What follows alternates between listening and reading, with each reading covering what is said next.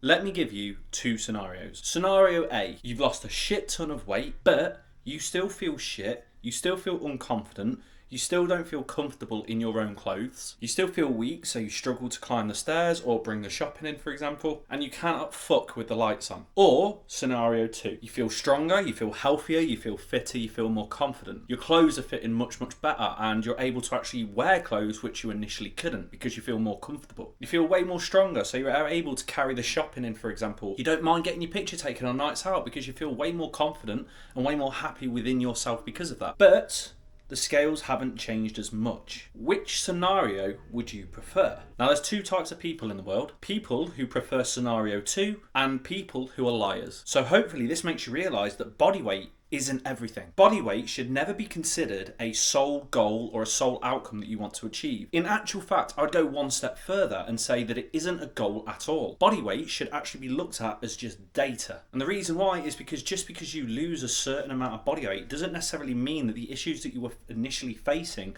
will resolve themselves as an outcome. You could lose as much weight as possible, but that doesn't necessarily guarantee that you're going to feel more confident or happier in your own skin. These should be the goals: to feel more confident, to be able to go on nights out without feeling self-conscious about getting your picture taken, to be able to have sex with your partner without turning the lights off. The body weight aspect is literally just data, and the reason why it's data is because you can just look at it as something to measure and manage, because what can be measured can be managed, and what can be managed can be made better. So for example, if somebody's trying to create a calorie deficit and you look at their body weight over a certain amount of weeks or months, if that weight isn't going down after an elongated period of time, then we can with confidence say that they are not in a consistent calorie deficit, which means that we can look at their diet and we could try and figure out why exactly they're not creating a calorie deficit, whether or not they're eating too much, whether or not they're not logging all of their food, whether it's human error in perception, or whether they're just not burning as much calories as what they assumed that they were. Either way, there is going to be something that this person is either not doing or doing incorrectly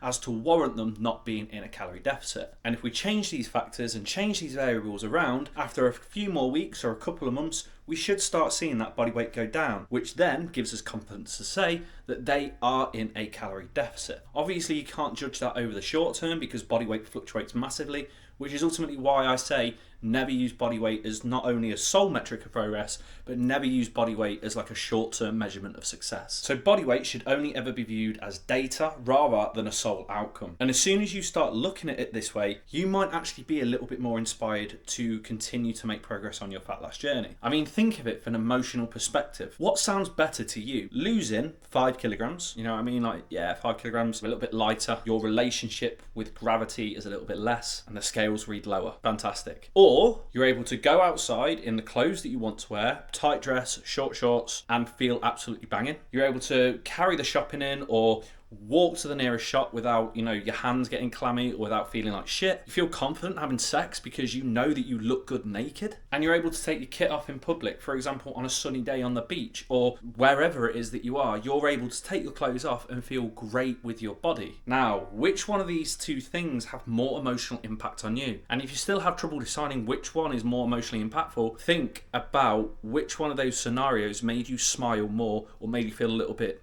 tingly inside. Kind of like when a puppy runs over to you and just gets on his back. So keep in mind, body weight sucks as a goal because it doesn't necessarily guarantee that any issues that you were initially facing will resolve themselves. Start looking at body weight as data rather than a set outcome. Instead, pick an emotional outcome for your goal because you're going to be so much more inspired to achieve it. And once you do achieve it, your life is genuinely going to have changed for the better rather than just simply being a couple of kilograms less, because that shit's boring. I hope you liked this video. If you did like it, make sure that you give it a like. Comment below if you've got any questions. I'd be more than happy to help you out with them. And if you want to catch any more fat loss or fitness tips without any of the bullshit, please make sure that you're either following me or subscribe to me. Peace.